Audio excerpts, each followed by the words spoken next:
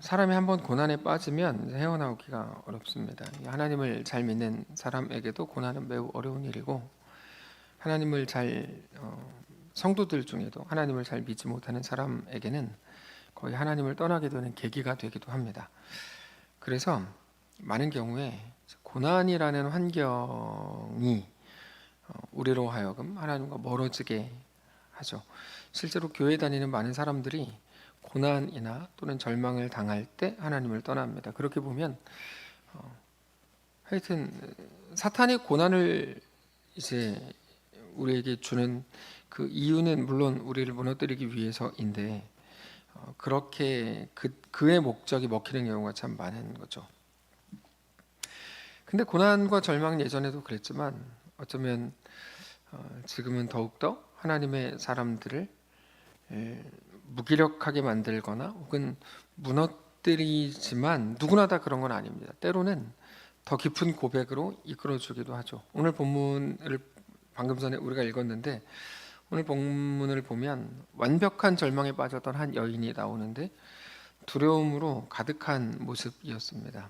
이 여인은 결국에 1절부터 7절 그 사이에서 완전히 기쁨의 상황으로 이제 바뀝니다. 최악의 상황이었는데 기쁨의 상황으로 변화되는 것이 사실 그리스도인의 삶이죠. 우리가 오늘 본문을 아까 읽으실 때 무엇이 보였고 뭐가 기억에 남으셨는지를 모르겠어요. 오늘 본문을 보면 처음에 뭐 돈이 없고 그래서 아들들도 종으로 팔릴 수밖에 없는 상황이었는데, 결국 기적처럼 기름을 많이 얻게 돼서 기름을 팔아가지고 부자가 됐다. 이런 내용이라고 이제 생각하실 수도 있고, 또 어떤 내용이라고 오늘 본문을 아까 읽을 때 기억하실지 모르겠지만, 오늘 본문을 한번 쭉 살피면서 오늘 본문을 통해 우리에게 주시는 말씀을 묵상하려고 하는데, 오늘 본문에는 이름이 안 밝혀지는 한 여인이 나옵니다. 이름이 이제 안 나옵니다. 그 여인의 남편이 엘리사 선지자의 제자 중에 한 사람이었다, 이렇게만 소개가 되죠. 1절을 보시면 선지자의 제자들의 아내 중에 한 여인이 엘리사에게 부르짖어 이르되 당신의 종 나의 남편이 이미 죽었는데, 그러니까 나의 이미 죽은 남편은 당신의 종이었습니다. 이거죠. 당신의 종이 자기 남편이 여호와를 경외한 줄을 당신이 아시는 바니이다. 이제 빚준 사람이 와서 나의 두 아이를 데려다가 그의 종을 삼으려고 합니다. 엘리사의 제자가 몇 명이었는지 모르겠지만 이 여인의 남편이었던 그 제자가 엘리사에게 특별한 사랑을 받은 사람이었다는 것은 확실합니다. 그러니까 엘리사도 평소에 그 제자와 그리고 그 제자의 아내와 함께 만나서 교제했던 것으로 보입니다. 보통 아끼는 사람은 이제 표시가 나죠. 그러니까 엘리사는 이 여인의 남편이 여호와를 경외했다는 걸 알고 있었고, 그 가정에 빚이 있다는 것도 알았고, 빚쟁이들 때문에 못 살겠다고 투덜거릴 만큼 가까웠던 것으로 보입니다. 그러니까 평소에 그 제자와 같이 집에 가서 라면도 끓여 먹고 그랬겠죠. 라면이 나오기 전이었겠지만 예를 들면 그렇다는 거죠. 근데 그 제자가 죽은 겁니다. 그러니까 마음이 아팠겠죠.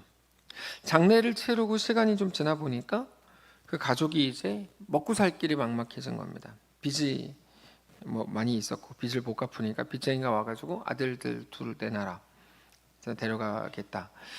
이 아이들을 자기 종으로 만들려고 했다고 써 있지만 필요하면 또 팔아버리려고 생각하기도 했겠죠.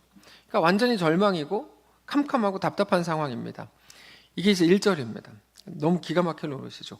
왜 기가 막힐 노릇이냐면, 한 사람이 평생을 하나님을 위해 살았고 하나님의 법과 하나님의 책대로 살려고 노력을 했는데 결국 마지막에 돌아온 게 이럴 수는 없다라고 여길 만한 상황이니까 이게 이제 답답한 거죠. 그냥 내가 열심히 살았는데 아무것도 된 게 없어요, 이런 차원이 아니고, 내가 하나님을 위해서 평생을 살았는데 하나님이 나한테 이럴 수는 없습니다. 이런 겁니다. 오늘 본문의 시작이 하나님 없는 사람들에게 협박당하고 조롱당하죠. 하나님을 섬긴 사람이 하나님 없는 사람에게 협박당하고 조롱을 당합니다.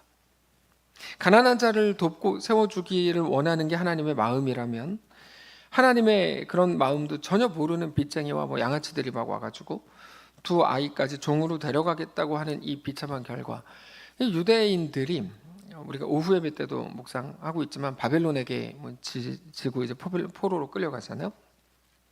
그때 못 견뎠던 게 뭐냐면 우리는 하나님이 있는 민족인데 하나님도 없는 민족이 와가지고 우리를 공격하고 우리가 그들한테 패배한다는 거를 못 견딘 거거든요. 예. 내가 하나님 얘네랑 힘이 비등비등한데 우리가 이기고 싶은데 졌어요 이런 게 아니고 나는 하나님을 정말 잘 믿고 신실하게 살았는데 하나님도 없는 민족이 와서 나를 공격하고 그래서 내가 진 것 때문에 하나님의 이름도 땅에 떨어지는 것 같은 결과 때문에 못 견디는 건데 오늘 본문이 그런 겁니다. 그때 엘리사가 어떻게 하냐면 그 여인을 막 다그치면서 네 믿음이 없어서 그래 기도를 더해 라고 하지 않고 당신이 얼마나 힘들었을까를 생각합니다. 우리가 여기서 엘리사의 말을 잘 들여다볼 필요가 있는데 아마 이런 상황이 되면 제일 먼저 그렇게 왜 빚을 졌냐 왜 사채를 쓰냐 1금융권을 써야지 왜 사채를 썼냐 네가 갚을 수 있을 거라고 생각했냐 이렇게 얘기했을 수도 있는데 엘리사는 그렇게 하지 않았습니다. 보통 우리가 가진 약점이 뭐냐면 우리가 진리를 가졌고 정답을 알고 있는 경우가 많죠. 근데 그게 약점이 될 때가 많아요. 그래서 정의롭고 옳고 그름이 분명한데 그러다 보니까 우리가 실수하는 게 자꾸 상대방의 단점을 고쳐주려고 그러는 거죠. 여러분 이거는 아주 큰 약점입니다. 그러니까 자꾸 교육을 하려고 그래요. 그러니까 상대방의 문제를 보면서 내가 말을 잘해서 고쳐줄 수 있을 거라고 생각하는 게 문제입니다. 너 왜 사채 쓰냐? 네가 갚을 수 있을 것 같냐? 물론 사채 쓰면 안 좋죠. 그런데 그 사람이 혼나고 욕먹어서 고쳐질 사람이면 처음부터 안 썼을 겁니다. 그러니까 중요한 건 변화는 말로 이루어지지 않죠. 말은 저도 많이 하지만 말은 더 짜증만 납니다. 성령께서 오셔야 변화가 가능한 일들이 아주 많은데 우리는 그게 아니라 그냥 내가 바꾸려고 그러죠. 그 사람이 진짜 변화되기를 원하면 그 사람을 놓고 오히려 우리가 다른 방법들로 대해야죠. 네. 자녀들이 변화되기를 원하면 잡아놓고 막 누르는 것으로 불가능하잖아요. 오히려 역효과가 날 때가 많죠. 자, 엘리사는 그 여인이 얼마나 힘들었을까를 먼저 생각합니다. 엘리사의 말을 보면 알 수 있는데 2절부터 보시면 엘리사가 그에게 이르되 내가 너를 위하여 어떻게 하랴 너의 집에 무엇이 있는지 내게 말하라. 그가 이르되 계집종의 집에 기름 한 그릇 외에는 아무것도 없습니다. 이르되 너는 밖에 나가서 모든 이웃에게 그릇을 빌리라. 빈 그릇을 빌리되 조금 빌리지 말고 너는 너의 두 아들과 함께 들어가서 문을 닫고 그 모든 그릇에 기름을 부어서 차는 대로 옮겨 놓으라. 그러니까 어떻게 해서든지 이 문제를 해결해 주려고 하여튼 엘리사는 최선을 다하고 있는 거죠. 그릇 가진 거 뭐 있습니까? 기름 한 병밖에 없습니다. 그러면 그릇을 좀 빌려오세요. 빈 그릇으로. 그러면서 그 그릇에 기름을 다 채워요. 그 상황이 역전됐다라고 하는 게 오늘 본문입니다. 5절부터 보시면 놀라운 기적이죠. 여인이 물러가서 두 아들과 함께 문을 닫은 후에 그릇을 그에게로 가져오고 붓기 시작했는데 이건 엘리야 때도 이런 일이 있었습니다. 기름 한 병과 가루 한 움큼을 가지고 3년 6개월 동안 이제 그 기름과 가루가 떨어지지 않았었던 적이 있죠. 그것과 같은 기적입니다. 6절 그릇에다 찬지라 여인이 아들에게 이르되 또 그릇을 내게로 가져오라 하니 또 가져왔 더 이상 없습니다. 그 기름이 그쳤다.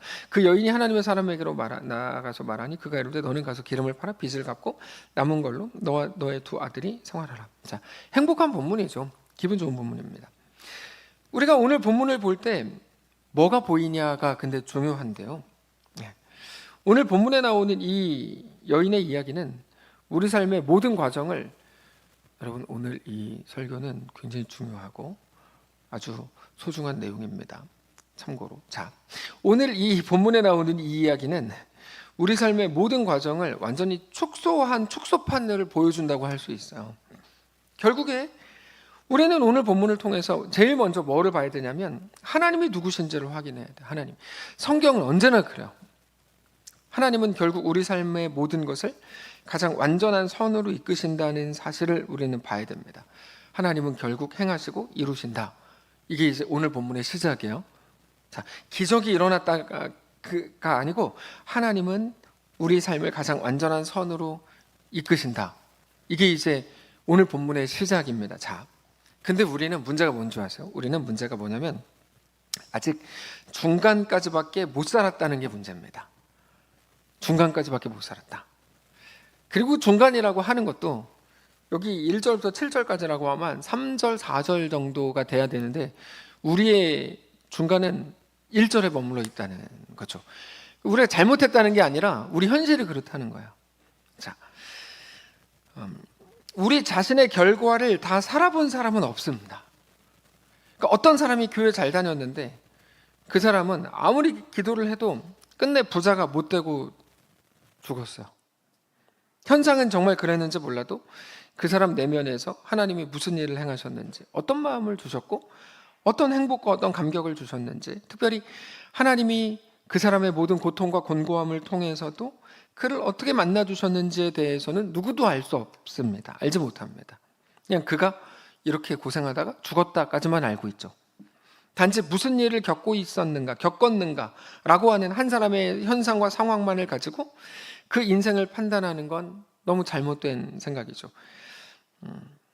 우리 삶을 결국 하나님이 완성하실 거라는 사실을 오늘 본문이 우리에게 보여주고 있는데 지금의 모습으로는 상상이 안 됩니다. 이게 정말 어떻게 바뀌고 어떻게 새로워질까라고 하는 건 지금 우리가 처해 있는 이 상황 속에서는 상상이 안 됩니다. 아프고 외로울 때 뭐 개라도 키워봐. 그러면 좀 위로를 받을 거야. 그러면 대부분 뭐라 그러냐면 그런다고 뭐가 달라져. 이렇게 말합니다. 너는 지금 내 상황을 몰라서 그래. 겨우 개를 키우라고? 이렇게 말하거든요. 근데 그랬다가도 실제로 강아지를 키우면 이게 또 달라지는 사람들이 많아요. 무슨 말을 하는지 지금 알아들으시는 거죠. 그러니까 우리가 제가 지난 주일 예배 다 끝나고 개신방을 갔다 왔어요. 예배 다 끝나고 집에 갔다가 이제 개신방을 갔다 왔어요. 개신방이라는 게 그 집에 개를 사가지고 갔다 왔다 뭐 이런 말인데, 그분들의 가정이 그렇게 삭막하고 그렇게 막 힘이 없었던 그 집이 활기가 막 넘치고 뭐 어쩔 줄 몰라 하는 그들의 모습을 보면서 분명히 그분들이 그렇게 힘들어할 때 제가 개라도 키워봐. 그랬으면 내 상황을 몰라서 그래.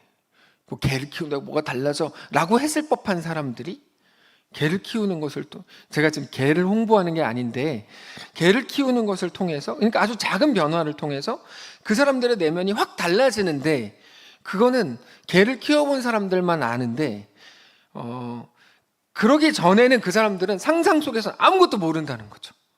뭐 먼지 날리고 털 날리고 그다음에 뭐 패드값 많이 나가고 뭐 개사로 많이 나가고 병원 데려가려면 뭐 주사 맞춰야 되고 막 그런 것만 막 머리에 생각이 돌고 다른 생각들이 안 든다는 거예요. 너무 작은 일들인데 그것조차 우리가 조금이라도 힘든 상황이 되면 상상을 못 하는 거죠. 되게 작은 일인데 그것도 그런다고 뭐가 달라져 이렇게. 그러다 보니까 마음속에서 온통 부정적인 생각만 들어요. 내가 화해를 해서 좋아진다고 해도 그래서 뭐 이런 식이에요. 별로 그러고 싶지 않은데요. 근데 진짜 화해를 해서 좋아지면 좋을 겁니다. 근데 그 순간에는 모든 긍정적인 상황이 다 막히는 거죠.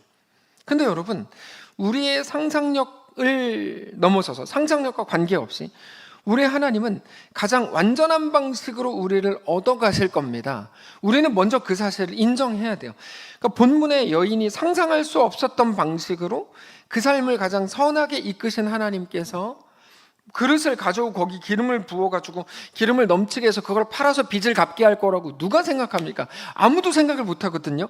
근데 하나님 매우 창의적인 그런 방식으로 역사하신 우리 하나님께서 우리의 삶에도 어떻게인지는 모르겠지만 하나님만의 창의적인 방식으로 우리 삶을 가장 완벽하게 이끌어내실 것을 우리는 믿어야 되는 거죠. 여러분, 이건 굉장히 중요해요. 우리는 하나님께 자꾸 정답을 드리는 거에 익숙해서 이거 이렇게 하고 이거 이렇게 해주십시오라고 말하는데 그거는 하나님을 굉장히 제한하는 방식이에요.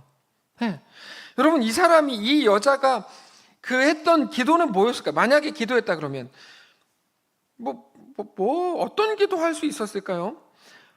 나에게 빚 준 그 사람이 그냥 오늘 죽게 해주세요. 전 이 정도 기도했을 것 같아요. 그럼 죽으면 없어지니까. 그 정도 그게 저의 정답이라면 하나님의 정답은 완전히 다르다는 거죠. 그러니까 우리가 어떤 상황 속에서도 붙들어야 하는 건 나의 정답이 아니라 나는 모른다. 그러나 하나님은 내 삶을 가장 완전하게 이끌어 가실 거다. 하나님은 그런 분이다. 라고 하는 그 사실을 고백하고 인정해야 되는 거야. 예. 근데 만약에 우리가 그 사실, 하나님의 살아계심과 우리에게 대한 승리를 약속하셨다는 것과 우리를 사랑하신다는 사실을 알고 믿는다면, 그러면 자연스럽게 우리에게 한 가지 사명이 주어지는데, 그거를 알고 믿는 자로 우리의 오늘 현실 속으로 들어가야 된다는 겁니다. 이건 이런 말입니다. 하나님은 이 여인의 삶을 완전하게 이끌 겁니다. 그게 그녀의 결국입니다. 근데 언제나 우리는 결국을 알지만 현재를 살아간다는 거에 문제가 있습니다. 그러니까 아직은 결국으로 가지 못한 현재의 모습은 그리고 항상 1절입니다. 우리는 죽기 전까지 항상 1절을 살다가 죽습니다. 나쁘다는 게 아니라 1절에 머물러 있다는 거예요. 우리가 오늘 본문을 통해서 결국을 봤는데 7절까지 결국을 봤지만 우리의 매일의 모든 순간은 늘 1절입니다. 그러니까 제가 나쁘다고 하는 게 아니라 이게 우리 현실이 1절이라는 1절.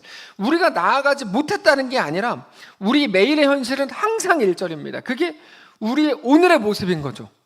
우리가 잘못했다는 게 아니라 말 그대로 현실이다. 자, 넉넉하지 않은 형편이고 두려움이 있고 내 앞에 뭔가 문제가 있는 우리의 현실이다. 그런 현실 속에서 그녀는 두려움과 쪼들림과 고통과 부족함 속에 있었죠. 그게 그녀가 살아야 했던 현실입니다. 물론 그런 일이 없었다면 그녀는 하나님의 놀라운 역사를 맛볼 수도 없었겠죠. 네, 당연히. 다만 하나님은 이 여인의 이야기를 들여다보는 우리에게, 그리고 그녀 자신에게 뭐를 말씀하시려고 하는 걸까? 그냥 오늘 본문에 나오는 그 여인이 엘리사에게 오기 전에 모든 일을 이루셨거나 처음부터 돈이 많게 하셨을 수도 있는 거거든요. 근데 왜 굳이 이렇게 코너로 몰고, 1절을 가면 코너로 몰렸으니까 엘리사한테 온 건데 코너로 왜 모셨고 그 속에서 눈물로 시간을 보내게 하신 건가? 여러분, 우리는 신앙이 뭔지를 알아야 됩니다. 신앙은 내가 이 땅에서 예수 안 믿는 사람들이 부러워할 만한 인생이 되는 게 아닙니다. 내가 잘 돼서 나의 잘됨을 보고 예수 안 믿는 사람들에게도 전도가 되게 하겠다는 건 성경을 사실 너무 모르는 겁니다. 하나님은 그렇게 일하시지 않기 때문입니다. 신앙은 내가 잘 되는 문제가 아니라 정확히 말하면 내가 죽는 문제입니다. 신앙은. 그리고 내가 죽는 문제이기 때문에 내가 나의 죽음이 우리가 이 땅을 살아야 되는 이유가 되기도 하죠. 그것도 1절 속으로 들어가서 우리 현실을 살아야 되는 이유가 거기 있는데, 내가 죽고 예수가 내 속에 사시는 것이 바로 우리가 이루어가야 될 신앙인 겁니다. 남한산성이라는 소설을 이제 김훈이라는 소설가가 썼는데 유명한 사람이죠. 이 사람이 100쇄를 넘게 출판했습니다. 이게 얼마나 많이 팔린 거냐면 처음에 찍은 책이 다 팔리면 다시 찍습니다. 그럼 이제 2판이 되고, 그럼 다시 다 팔리면 또 3판이 되고, 이래서 100번을 다시 찍은 거니까 이거 어마어마하게 많이 팔린 거죠. 뭐 칼의 노래, 그것도 아시죠? 그 정도는 우리가 다 읽는 거니까. 자, 칼의 노래도 100쇄가 넘었습니다. 그러니까 작품 2개가 100쇄가 넘었다 하니까 뭐 대단한 사람이죠. 근데 저는 이분이 했던 말이 정말 막 좀 기억에 남는 말이 있어요. 이분이 이렇게 얘기했어요. 자기는 밖에 나가서 책에 대한 소개를 하고 뭐 인터뷰를 하고 말을 많이 하면 그리고 나서 집에 가면 그렇게 우울해진대요. 왜 우울해집니까? 그랬더니 내가 많은 말들을 하다가 또 잘못된 소리를 한 건 아닌가? 이런 생각 때문에 우울하다는 거죠. 근데 제가 항상 그렇거든요. 제가 집에 가서 우울한 이유가 그 말을 많이 해서 그래요. 말을 많이 하고 집에 돌아가면 사실 말하는 그 순간에는 통쾌한데 집에 가면 그렇게 우울해져요. 아, 내가 아까 왜 욕을 했을까? 막 이런, 내가 왜 이럴까? 나는 왜 이렇게 죽지 못하나? 뭐 이런 생각 때문에. 그러고 보면 우리도 모르는 사이에 우리의 사명이라는 게 나에 대해서 죽는 거라는 사실을 우리는 계속 알게 되는 거죠. 우리도 항상 그렇지 않나요? 저만 그런 건 아닐걸요? 막 얘기하고 집에 돌아가서 혼자 자기 전에 막 후회하고, 아, 내가 그때 황소영한테 그 얘기 하지 말았어야 되는데, 그런 생각이 막 드는 거죠. 예. 아, 이번 주에는 진짜 김소라한테 한마디도 하지 말아야지. 뭐 이런 생각이 막 들죠. 근데 그 다음 주에 또 막 하고. 예. 전 이렇게 후회해도 다음 주에 또 얘기할 거예요. 근데 이제 그게 이제 우리의 습관인 거죠. 그러다 보니까 내가 나에 대해서 죽는 게 가장 나에게 주어진 최고의 사명이구나. 이게 교회로 이어지면 더 적극적인 구체화가 가능한데, 우리가 교회 올 때 교회가 어떤 곳인지를 알고 와야 됩니다. 여러분, 교회가 뭐죠? 교회는 하나님의 뜻 앞에서 내 뜻을 죽이는 곳입니다. 진짜 안 되죠. 교회의 사명, 원래 정체성이 그겁니다. 근데 그거를 다 꿀꺽 삼켜버리고 세상에서 배운 괜찮은 조직의 조건을 가지고 우리는 자꾸 만들어내려고 그래요. 교회를 자꾸 좋은 조직으로 만들려고 그래요. 이 최악의 인간들이 하는 짓이죠, 그게. 내가 살아서 만든 좋은 조직은 절대로 좋은 교회가 될 수가 없습니다. 왠 줄 아세요? 그게 교회가 아니니까요. 교회는 내가 죽는 곳인데 내가 나서가지고 좋은 공동체를 만들었대요. 이게 어떻게 교회냐고. 이 논리가 무슨 말인지 이해가 되세요? 교회는 그런 곳이 아닙니다. 그리고 교회는 투쟁하는 곳이 아닙니다. 그래서 투쟁이라는 거는 내가 살아있어야 하는 거거든요. 교회는 완전히 반대입니다. 교회는 내가 죽는 곳입니다. 오늘 본문으로 하면 교회는 어떤 식으로든지 일절로 들어가는 게 교회예요. 교회는 일절로 들어가는 거예요. 초대교회가 제일 멋있었던 이유가 거기 있어요. 초대교회는 그들은 계속 일전을 계속 살거든요. 계속 막 여기저기 돌아다니면서. 그래서 교회에 왔을 때 제일 먼저 감당해야 되는 사명이 뭐냐면, 마음에 안 드는 사람, 마음에 안 드는 일, 마음에 안 드는 거를 참고 함께 앉아 있는 거예요. 그거를 못 하잖아요. 마음에 안 드는 사람이 보일까봐 안 오고 늦게 오고 뒤에 숨어 있잖아요. 물론 뭐 수예배 때는 그렇게 없죠. 물론 지난주에도 말씀드렸지만 여기 나온 분들의 반은 끌려 나온 거 알고 있어요. 박신희한테 이제 끌려 나온 거 잘 알고 있는데, 다음 주에는 더 많이 끌고 나오세요. 박신희 사장님이 엄청난 분이에요. 아까 선언하는 거 들었어요. 1, 2부 오후 예배 숫자를 다 합친 것보다 더 많은 숫자를 싱어로 세우겠다. 저는 그렇게 들었어요. 자, 근데 그런 거죠. 자, 우리가 교회에 와서 제일 먼저 해야 되는 사명이 그겁니다. 마음에 안 드는 사람, 마음에 안 드는 일, 마음에 안 드는 거를 참고 앉아 있는 거. 이게 교회에 나와서 첫 번째 해야 되는 사명이에요. 그들을 피하면 안 되고 오히려 그들을 참고 함께 앉아 있는 것보다 더 중요한 1차적 사명은 없습니다. 교회가 무엇인지 안다면 이게 무슨 말인지 다 금방 이해해요. 여러분, 내가 죽을 때 비로소 예수가 사시는 거야. 에베소서 1장 22절에 이렇게 되어 있어요. 또 만물을 그의 발 아래 복종하게 하시고 그를 만물 위의 교회의 머리로 삼으셨느니라. 교회는 그의 몸이니 만물 안에서 만물을 충만하게 하시는 이의 충만함이니라. 교회는 하나님 앞에 어떻게 굴복할 것인지가 그 핵심 정체성입니다. 내 마음대로 움직이거나 내 오름이나 내 원함을 관철시키는 곳이 아닙니다. 그래서 난 이거 절대 안 돼요. 다른 건 몰라도 이것만큼은 절대 할 수가 없어요 라고 말하면 그거 해야 되는 거예요. 그 사람은. 왜냐하면 그게 그 사람이 죽는 방법인 거거든요. 그래서 나는 이거 진짜 이것만큼은 못해요. 그럼 그는 그거를 해야 되는 거예요. 예수 그리스도 안에서. 제가 예전에 전도사 사역을 할 때 어떤 교회를 갔는데 그 교회 목사님이 저를 부르시고서 이렇게 물어보셨어요. 초등부와 고등부가 있는데 그 중에 선택할 수 있어. 뭐를 선택할래? 근데 저는 뭐 청소년 사역을 워낙 좋아했어가지고 마침 잘 됐다 생각하고 제가 고등부를 하겠습니다. 고등부를 해야 되는 이유를 쭉 설명했어요. 그랬더니 그분이 다 말 들으시고 그럼 다음 주부터 초등부에 들어가? 이렇게 이제 말씀을 하셨어요. 그래서 제가 그때 좀 이상했어요. 왜 그러지? 제가 제일 잘할 수 있는 부서가 고등부라고 저는 생각했고 거기 제 생각에 거기서 교회를 위해서도 좋은 결과물을 만들어낼 수 있을 거라고 생각했는데 교회는 그런 곳이 아니었던 거예요. 교회는 그런 곳이 아닌 거예요.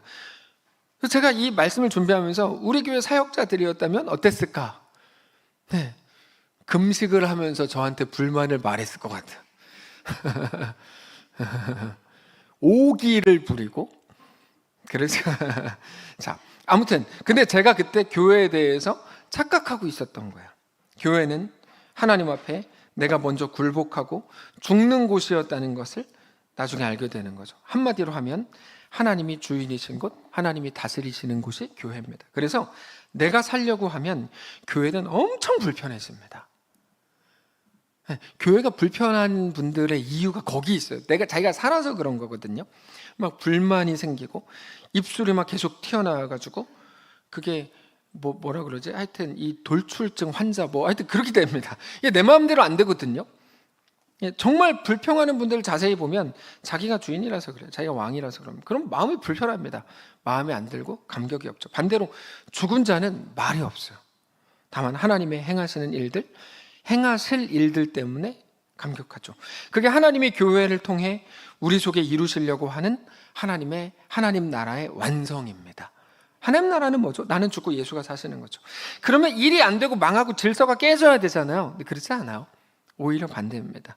그때부터 신기하게 일이 되기 시작해요. 왜요? 하나님이 다스리시니까. 여러분 꼭 기억하십시오. 그래서 진정한 순종만이 하나님의 놀라운 역사로 이어집니다. 왜냐하면 사람이 만들지 않고 하나님이 이끄시기 때문에. 오늘 본문을 보십시오. 이 여인의 말은 1절로 끝납니다. 이 여인은 처음에 이 상황에 갇혀 있었어요. 근데 엘리사를 통해 들려주시는 하나님의 말씀이 임했을 때 이 여인이 어떻게 하죠? 더 이상 말하지 않아요. 더 이상 아무 말도 하지 않아요. 야, 니네 집에 뭐가 있냐? 그거 왜 물어봐요? 아무것도 없는 거 뻔히 알면서 라고 말하지 않죠. 근데 정말 그래요. 아이들까지 뺏길 상황인데 집안에 뭐가 있겠습니까? 근데 왜 물어보죠? 그리고 또 대답을 해요. 기름 한 그릇밖에 없습니다. 이렇게 얘기해요. 오케이, 됐어. 그럼 그릇 더 빌려와. 그것도 많이 빌려와. 이 여자가 빌려서 이렇게 된 겁니다, 여러분. 돈을 빌려가지고 빚쟁이들이 왔다니까요. 근데 또 그릇을 빌려오라 그러고 있는 거야, 엘리사가. 그러니까 이게 우리가 정확하게 보면 저 엘리사 뭐하고 있냐 이런 생각이 드는 거라니까요. 빌려가지고 못 갚아서 이렇게 된 사람한테 또 빌려오래요. 또 빚을 지라고. 근데 그릇을 빌려와라. 근데 빌려와요. 왜 그렇죠? 이미 죽었으니까. 죽었는데 자기가 할 수 있는 것도 없고 답도 없는데 뭐를 왜냐고 물어봅니까? 그냥 하죠. 처음에 이 여인은 엘리사한테 씩씩거리면서 살아서 팔딱거리면서 왔을지 몰라도 하나님 말씀 앞에 죽기로 했죠. 그리고 그때 하나님이 그 속에서 역사하기 시작한 겁니다. 우리는 오늘 본문을 보면서 기적을 보지만 오늘 본문은 우리에게 기적을 소개하는 본문이 아니에요. 하나님이 누구신지, 성도요 신자는 누구인지를 우리에게 보여주시는 본문이에요. 네. 하나님의 역사는 언제나 그렇게 이루어집니다. 내가 죽을 때 하나님의 역사가 시작되죠. 내가 앉아야 내 뒤에 계신 하나님이 보이죠. 그래서 하나님은 우리에게 그걸 요구하십니다. 근데 우리가 아니라 하나님이 역사하시고 하나님이 일하신다는 사실을 우리가 알게 될 때 우리 마음에 뭐가 생길까요? 여러분, 이게 비밀인데 비밀이 된 이유는 아무도 안 들으려고 해서 비밀이 된 겁니다. 자, 그때부터 우리 마음은 조급함이 아니라 넉넉함으로 채워지기 시작합니다.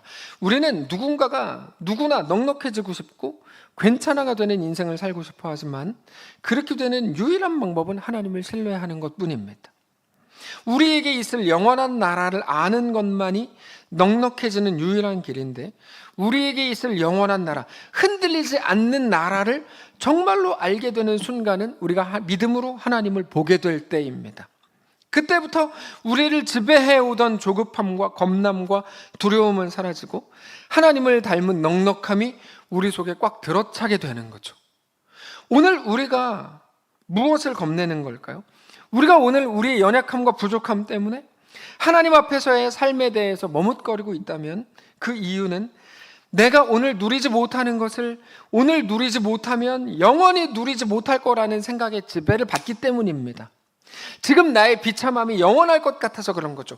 그래서 겁내게 되는 겁니다. 겁낸다는 말은 내가 오늘 그거를 갖지 못하면 못 견뎌 하는 그 조급함을 말하는 게 이제 겁난다 이런 말인데, 근데 사랑하는 성도 여러분, 우리의 사명은 내가 오늘 원하던 것을 반드시 얻어내는 게 우리의 사명이 아닙니다.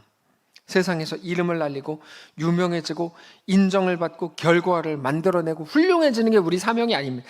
하나님은 우리한테 그거를 명령하신 적이 없습니다. 우리의 사명은 뭐냐면 오늘 하나님 앞에 엎드리고 굴복하는 겁니다. 최욱하 원사님, 자꾸 그렇게 아멘 하실 거면 수요일날 매주 오세요. 이렇게 한두 번 와가지고 만약에 아멘 했다가 다음 주에 안 오면 저는 어떻게 하라는 거야? 그러면 저는 어떻게 하죠? 다음 주부터? 저 갑자기 오늘 이거 못해, 다음 주에 어떡하지? 이런 생각이 계속 들어요. 권사님 때문이에요. 다음 주에 오세요. 권사님, 저 눈을 보고 왜 고개를 숙여요?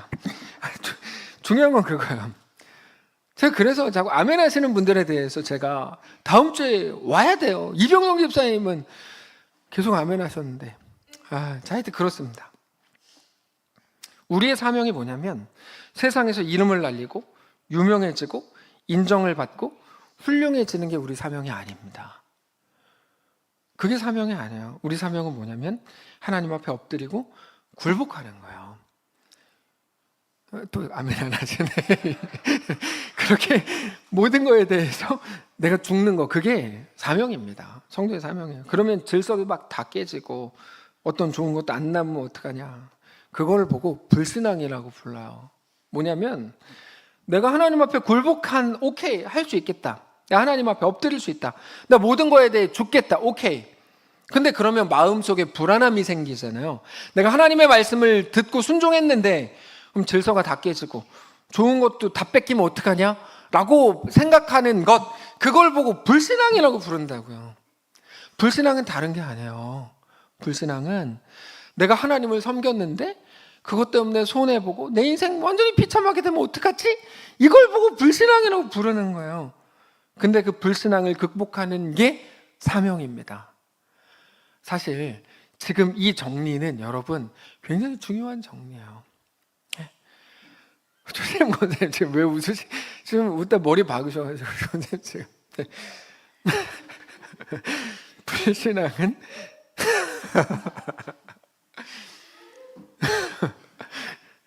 불신앙은 다른 게 아닙니다.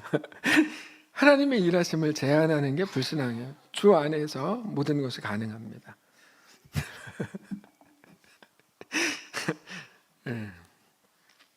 심지어 우리를 살리기 위해서 하나님은, 이거 중요한 부분인데 관점 때문에 못하겠잖아요. 이거 우리를 살리기 위해서 하나님은 아들 예수님까지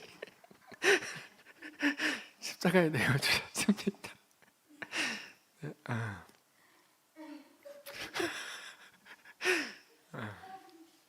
자, 여러분, 이제 우리가 감수해야 됩니다. 뭐를 감수해야 되냐면 우리 연약함을 감수하고 내 생각과 다른 거를 감수하고 세상이 달려들어서 괴롭히는 거를 감수하고 내 옳음과 다르게 가는 것들까지도 감수하셔야 됩니다. 그 속에서 나보다 더 완전하신 하나님을 인정하고 그 앞에 엎드려야 됩니다. 지금 이 문장은 진짜 엄청 중요한 문장입니다. 그리고 그 결과가 예수님의 오심입니다. 모든 것을 감수하신 것, 그게 성육신인데, 성경적인 성육신은 뭐냐면, 성경적인 거룩은 뭐냐면 뛰어들어와 우리와 함께한 것, 그게 이제 거룩의 원래 뜻입니다. 뛰어들어와 우리와 함께한 것. 왜냐하면 그 안에는 연약함을 감수하고 내 생각과 다른 것을 감수하고, 내 생각과 다른 것은 뭐 겟세마네 기도에서 다 드러났죠.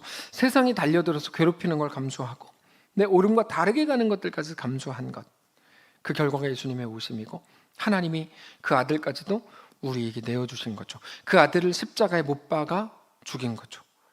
여러분, 내 옳음과 내 생각에 매여 있으면 죽었다 깨나도 우리를 구원하신 하나님의 구원 앞에 엎드릴 수가 없습니다.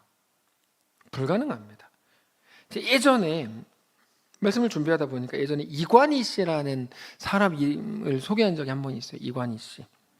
그래서 이번 주일에도 이제 소개하려고 생각 중인데, 이분이 37세로 대장암 4기에 걸렸는데 이것만 해도 끔찍하고 못 견딜 것 같은데, 아들이 대장암 4기, 37살에 대장암 4기에 걸렸다는 사실을 들었을 때 어머니가 그 사실을 못 받아들이고 스스로 목숨을 끊었어요.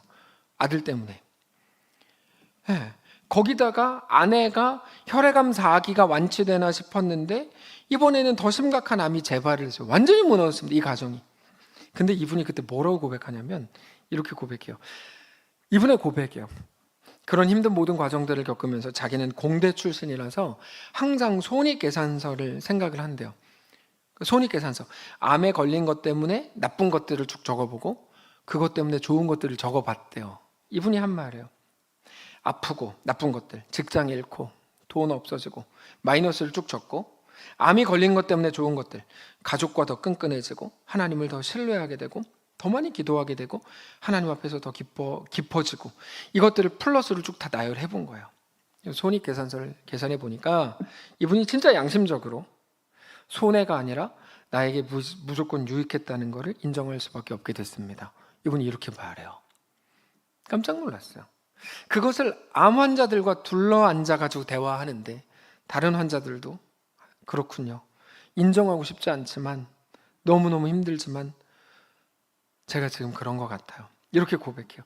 우리가 오늘 본문을 보면서 아까 우리가 이제 같이 읽었는데 이걸 보면서 이 여자 좋겠다, 부럽다, 기름이 끊이지 않으니까 얼마나 좋겠나 라고 생각하시면 바보입니다. 오늘 본문을 볼 때 그게 보이면 그래서 안 됩니다. 그게 핵심이 아닙니다. 그럼 초라한 거고 가난한 겁니다. 그럼 뭘 봐야 되냐? 우리는 모든 성경을 통해서 하나님을 봐야 돼요. 하나님이 누구신가? 왜냐하면 성경은 계시거든요. 계시. 성경을 뭐라고 부르냐면 특별 계시라고 불러요. 성경이 특별 계시예요. 뭐가 계시냐? 계시는 보여준다는 뜻이잖아요. 하나님을 보여주는 것이에요. 성경은. 근데 성경을 갖고 자꾸만 이러면 복 받는다, 이러면 복 받는다로 가면 성경을 성경으로 대하지 않는 거거든요. 그거는 계시인 성경을 갖고 왜 자꾸 따르게 가냐고. 이렇게 해라, 그럼 뭐 복 받는다. 그렇지 않죠. 이건 뭐냐면 하나님은 누구시다를 우리에게 보여줘요. 모든 성경을 통해 우리는 하나님을 봐야 됩니다. 말씀을 대할 때도 습관적으로 이렇게 해야 된다. 저 사람은 옳다. 저건 틀렸다. 이 사람이 훌륭하다. 다윗은 훌륭하다. 골리앗은 안 훌륭하다. 여러분, 이거는 사실은 옳지 않습니다. 우리는 그게 아니라 하나님을 봐야 됩니다. 하나님이 어떻게 행하셨는지, 하나님이 누구신지를 봐야 됩니다. 오늘 본문을 통해서 뭐를 생각해야 될까요? 자, 하나님이 이 모든 일을 통해서 그녀에게 정말 복된 일을 허락하셨다는 것을 봐야 되는 거예요. 모든 성경이 그래요. 예, 항상 아침 영혼에도 그렇고 우리가 큐티도 그렇고 뭘 할 때마다 하나님을 보고 하나님을 소개해야 돼요. 하나님 이런 분이십니다. 오늘 본문에 나오는 하나님 이런 분입니다.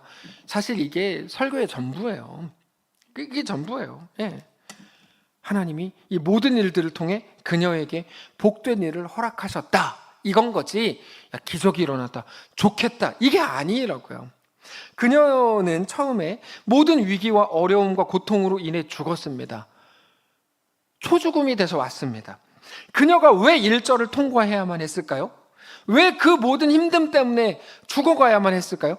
그녀가 죽어야만 하나님의 온전한 다스림을 받을 수 있었기 때문입니다. 오늘 처음부터의 내용이죠. 그때에만 그녀의 삶 속에 하나님의 역사가 시작되기 때문입니다.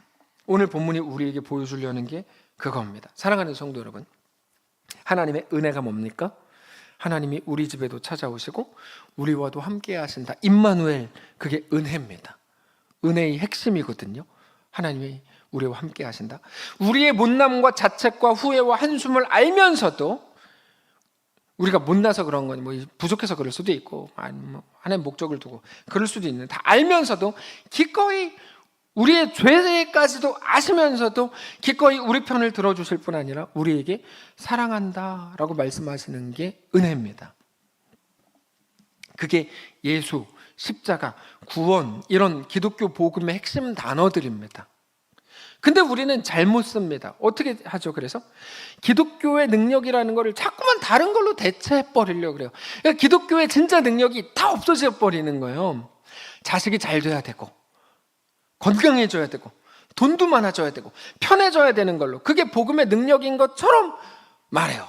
이건 치사한 겁니다. 겁을 내서 그렇게 하는 거예요. 근데 여러분 이제 믿음을 가지십시오. 아픔 속에서 오히려 하나님을 깊이 신뢰할 수 있습니다.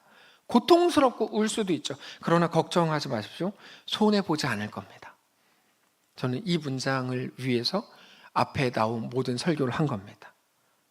여러분, 고통스럽고 울 수도 있겠지만 걱정하지 마십시오. 우리는 손해보지 않을 겁니다. 오히려 하나님으로 인해서 우리는 더 온전해질 거고 더 하나님을 닮은 하나님의 자녀가 되어갈 겁니다. 그게 고린도후서 6장입니다. 고린도후서 6장 8절 이하. 우리는 속이는 자 같으나 참되고 무명한 자 같으나 유명한 자요 죽은 자 같으나 보라 우리가 살아있고 징계를 받는 자 같으나 죽임을 당하지 아니하고 근심하는 자 같으나 항상 기뻐하고 가난한 자 같으나 많은 사람을 부유하게 하고 아무것도 없는 자 같으나 모든 것을 가진 자로다. 놀랍죠? 무명한 자, 죽은 자, 징계를 받고 근심하고 가난하고 아무것도 없는 자가 되지 않는 것을 최대 소원으로 절대로 삼으면 안 됩니다. 그 모든 것들을 통해서 오히려 나는 죽고 오직 예수가 사시는 삶을 살아내실 수 있기를 원합니다. 예전에 우리 교회에서 질병으로 돌아가신 분과 깊이 대화하는데 이분이 저에게 재미있는 말씀을 하셨어요. 얼마나 아프세요? 그랬더니 제 병보다 제가 병에 걸려 너무 아파하니까 저희 가족이 하나님을 찾더라고요. 저는 그게 얼마나 감사한지 몰라요. 이렇게 말씀하시고 돌아가셨어요. 귀한 말이죠. 오히려 이 모든 일들을 통해 하나님의 은혜를 깨달았어요. 우리 가족이 하나님을 더 향하게 된 것 같아서 너무 행복해요. 예수 믿는다는 게 이렇게 감사한 일인지 이제 알겠어요. 이관희 씨도 마찬가지입니다. 이 아내가 둘 다 암4기인데 매일같이 앉아서 큐티하고 말씀을 나누게 됐대요. 남편이 이 말씀은 이런 말씀이고 나는 이렇게 묵상했어. 이렇게 아내랑 서로 나누는데 아내가 이렇게 말해요. 오빠, 몸이 힘들고 지치니까 신앙을 붙들고 예수로 사는 게 너무 힘들지? 이렇게 물었어요. 그랬더니 남편이 이렇게 대답해요. 아니, 난 아프니까 내가 더 아무것도 아니라는 걸 이제 알겠고 그래서 더 나는 예수로 사는 게 잘 되는 기회를 얻은 것 같아. 나 너무 감사해. 이렇게 얘기하더라고요. 부부는 언제든지 여러 가지 모습으로 위기를 겪을 수 있는데 이런 정도의 남편이라면, 이렇게 중심이 분명한 남편이라면 다행이죠. 제가 다짐했어요. 이런 남편이라면 예인이를 줄 수 있겠다. 이렇게. 자, 복음이 무엇인지 매일같이 확인하실 수 있기를 바랍니다. 우리 모든 현실 속에서 하나님이 함께 하심으로 예수의 사람이 누리는 평안과 복을 소망하십시오. 그렇게 진짜 그리스도인의 능력을 가지십시오. 우리의 전 인생이 그렇게 하나님으로 인해 그리스도인의 능력을 갖는 이번 한 해 우리 전 인생이 되시기를 주님 이름으로 축복합니다. 찬양합시다. 환난, 가난과 고난, 수고로움 속에서도 성도는 그 믿음 지켰네. 주를 섬기는 일에 자신을 다 드리며 진리의 말씀과 성령으로 그 길을 걸었네. 우리 1절 속에서 환난, 가난과 고난, 수고로움 속에도 성도는 그 믿음을 지켜내. 주를 섬기는 일에 섬기는 일에 자신을 다 드리며 진리의 말씀과 성령으로 그 길을 다시 한번 걸었네. 환난, 가난과 고난, 환난, 가난과 고난, 수고로움 속에도 성도는 그 믿음을 지켜내. 주를 섬기는 일에 자신을 다 드리며 진리의 말씀과 성령으로 그 길을 걸었네. 그리스도 안에서 새롭게 하시고 그리스도 안에서 새롭게 하시고 그리스도로 인하여 자유케 되었네.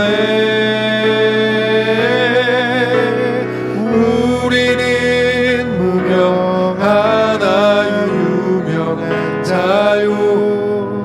죽음의 위기 속에도 참 생명 가졌고 근심하나 기뻐하며 하나 다른 이를 부욕해 하는 자로 그리스도 안에서 새롭게 하시고 그리스도 안에서 새롭게 하시고 그리스도로 인하여 자유케 되었네.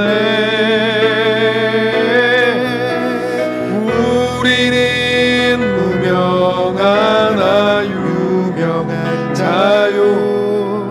죽음의 위기 속에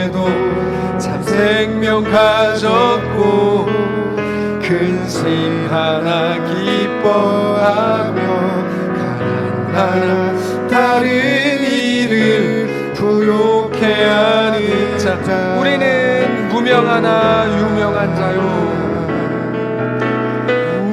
우리는 무명하나 유명한 자요. 죽음의 위기 속에도 참 생명 가졌고 근심 하나 기뻐하며 가난하나 다른 일을 부욕해 하는 자로다. 우리 한번 눈 감고 잠시 기도하시길 원합니다. 하나님은 왜 자꾸 우리를 일절로 보내시는 걸까요?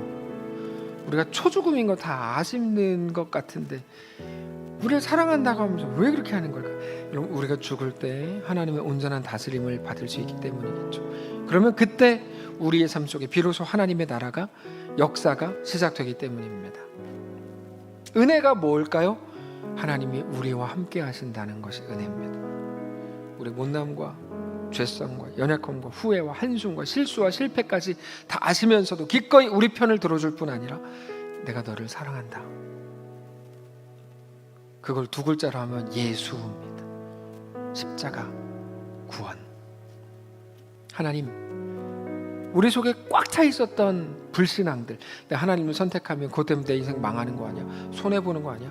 내 인생 진짜 어떻게 되는 거 아니야? 이걸 보고 불신앙이라고 부르는데 내 인생에 꽉 차 있었던 불신앙을 이제 내려놓게 하시고 하나님에 대한 완벽한 신뢰, 하나님에 대한 인정과 굴복, 우리가 방금 전 고백한 것 같이 무명한 자 같으나 유명한 자, 죽은 자 같으나 살아있고 징계를 받는 자 같으나 죽음을 당하지 않고 근심하는 자 같으나 항상 기뻐하고 가난한 자 같으나 많은 사람을 부유하게 하고 아무것도 없는 자 같으나 모든 것을 가진 자로다라고 선언해 주시는 하나님을 오늘 신뢰하며 우리 인생을 내가 죽고 예수가 사시는 삶으로 살게 하시옵소서. 내 삶을 그렇게 받아주십시오. 조용히 묵상하면서 기도하고 마치겠습니다. 기도하겠습니다.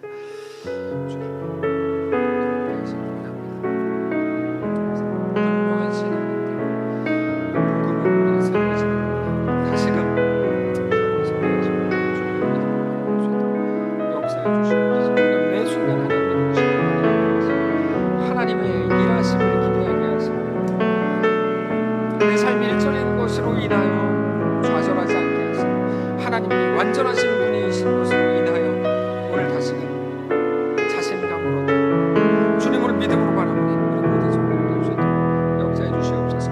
한참 힘겨워하는 성도들과 고난 가운데 곤고함 가운데 있는 자들 가운데 주님 찾아가셔서 그들을 위로하시고 새롭게 하시고 주 앞에 온전히 세워진 놀라운 은혜가 있게 하여 주시옵소서. 하나님을 잡아 주시옵소서. 하나님 성령을 부어주시고 우리와 함께 하시고 그렇게 주 안에 복된 주의 백성들 다 세워질 수 있도록 하나님 은혜를 주시옵소서. 함께 주시옵소서.